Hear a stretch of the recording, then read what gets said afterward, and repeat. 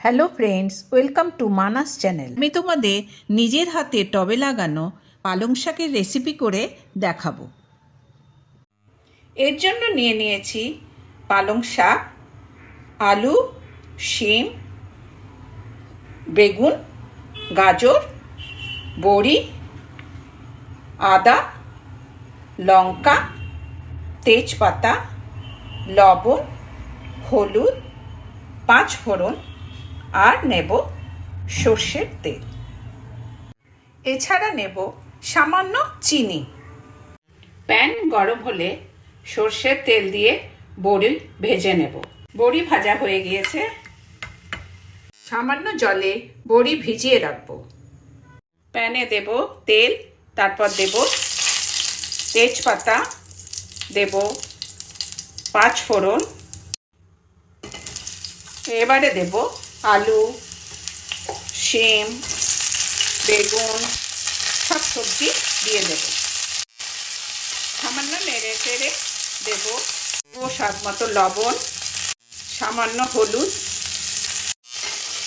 2 মিনিটের জন্য ঢেকে দেব। আঁচ সিম করে দেব। এবার দেব আদা লঙ্কার পেস্ট, তারপর দেব পালং শাক। সামান্য নেড়ে চেড়ে দেব জল। এবার দেব বড়ি।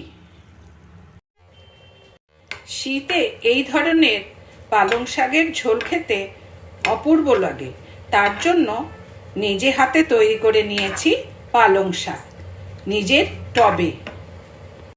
এই শাকের স্বাদের তুলনা হয় না। এই শাকে থাকে না কোনো রকমের রাসায়নিক সার। এবারে 5 মিনিটের জন্য ঢেকে দেব সবজিগুলো সেদ্ধ হওয়ার জন্য।